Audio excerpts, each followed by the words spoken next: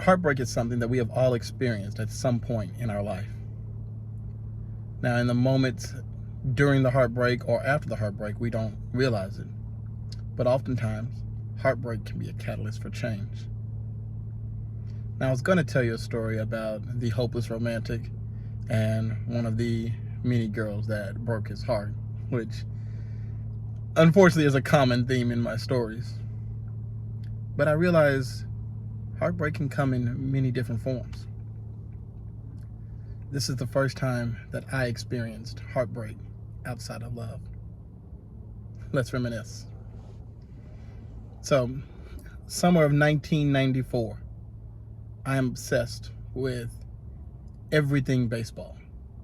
I collected the baseball cards, I had baseball action figures, and I was playing every baseball game I could get my hands on my Sega Genesis. I also was a part of a Little League team, the Rangers. Now, the Rangers were a ragtag bunch of guys and one girl. We weren't the best team in the league, but we were good.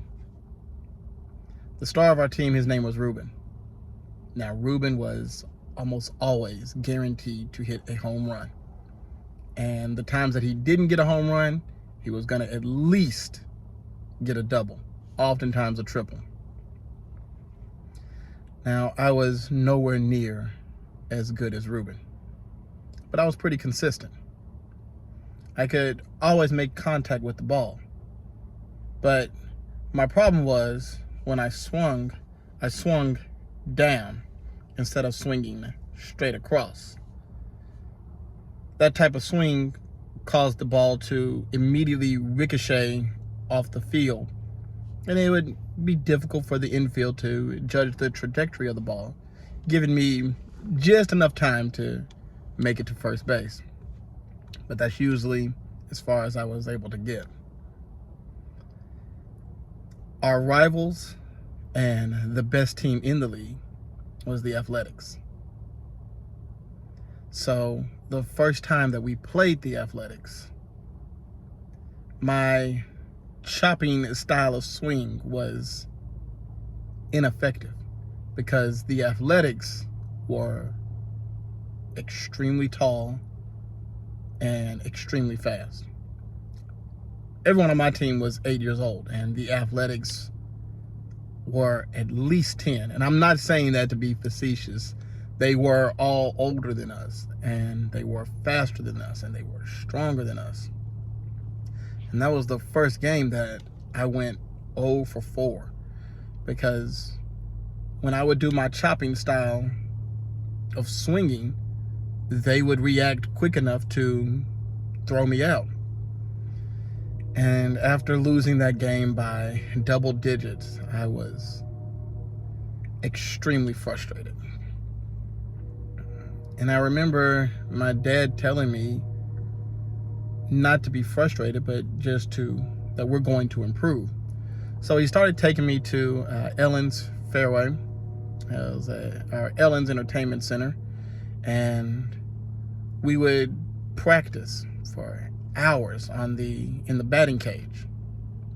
And true to form, I would make contact, but it was constantly swinging down and chipping at the ball, if you will. So one day, my dad told me we were going to leave out for practice a little early. And we got to the practice field early, and I didn't know, but he had made arrangements with our coach to come early to work with me on my swing.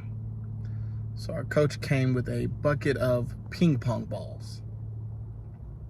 Now you're probably wondering why a coach would bring ping pong balls instead of baseballs. He told me if you could hit the ping pong ball consistently, you can hit the baseball. So he started throwing underhand pitches of ping pong balls at me, and sure enough, chopping them down, they're chopping right back to him. So then he told me, he said, "Royster, your problem is you're not swinging straight." So he showed me how to swing straight, and after a few more underhanded tosses with the ping pong ball, something clicked.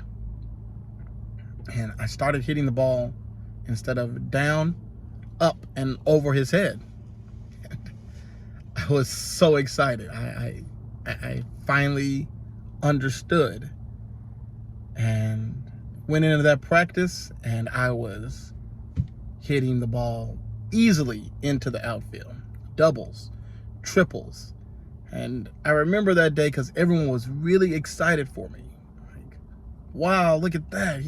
He's hitting into the outfield. That's amazing. This is great. So our first game after I finally learned how to swing, we destroyed the other team. And we went on a winning streak. And to further boost my confidence, the coach moved me from 7th batting position to 3rd. And I came right before Ruben. And Ruben and I together became a wrecking ball. I was hitting home runs, then Ruben would come behind me and hit a home run. Or I would hit a double and Ruben would come and hit a home run. And we were just unstoppable. So much so that we breezed through the playoffs and we made it to the championship game. And we have to face the Athletics. Now, we went in with all the momentum in the world. We had been on a 12 to 15 game winning streak. Now, the Athletics hadn't lost all year. But instead of winning games by double digits, they were only winning games by 2 and 3 runs. So you were starting to see the chinks in their armor. And we went in and we were not afraid of them.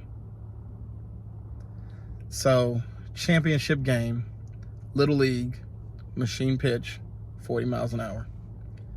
I have the best game of my life.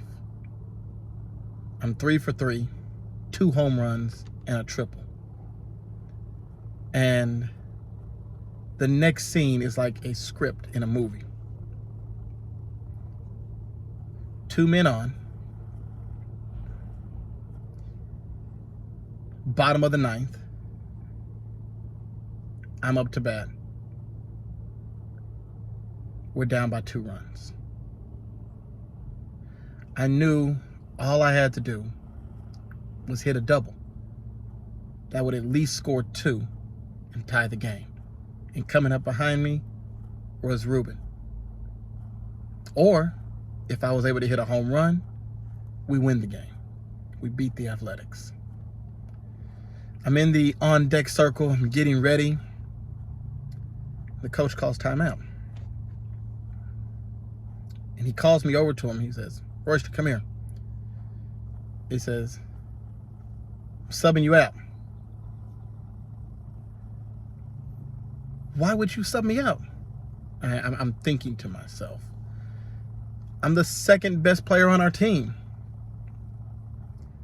And the coach decides to replace me with his son.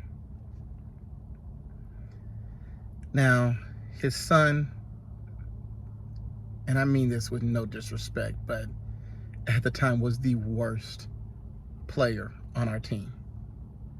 Remember when I previously told you I swung down and I chopped at the ball? Well, he swung up like a golf swing, and he would always swing under the ball. He was a guaranteed strikeout, even in machine pitch. And I was like, I didn't say anything, but I just saw the game slipping from our hands. We were 3 strikes away from losing the championship and getting 2nd place. And I paused for a moment, but I have been taught you don't question the coach, don't question authority, you do what is told. And I understand the coach wanted his son to be the hero and give his son an opportunity to win the game. So his son steps up and strike 1. Strike 2. strike three. And we lost the game. The Athletics stormed the field, celebrating their victory. And the coach called our team together, and he's like, everyone clap it up. And everyone's excited. He's like, hey, we had the season of a lifetime. No one expected us to make it this far. No one had any expectation for us to even make it to the playoffs. And here we are, second place in the league. So he said, tell you what, guys, I'm taking everyone out for ice cream. It's on me. So we went to the Brahms off of Cocker Hill. And he said, you can order whatever you want.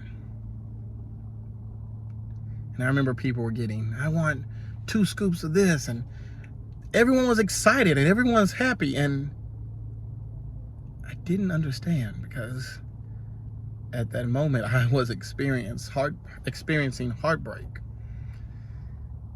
And even at that moment, ice cream couldn't make things better.